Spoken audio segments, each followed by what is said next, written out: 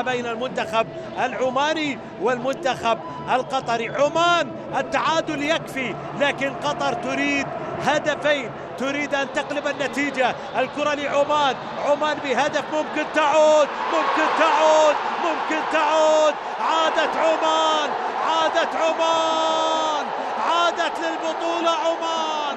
هدف عماني بمرمى الإمارات، وعمان في رحلة تواصلها هنا في خليج 26 باقتدار عبر هدف أسبقية تسجلها عمان الآن، تسجل عمان في هذه اللحظات، والعمانيين وجماهيرهم يحتفلون بهذه اللحظات بالتقدم بهدف وبسيادة المجموعة الأولى، بينما المنتخب الإماراتي يجد نفسه في اختبار صعب في مواجهة فريق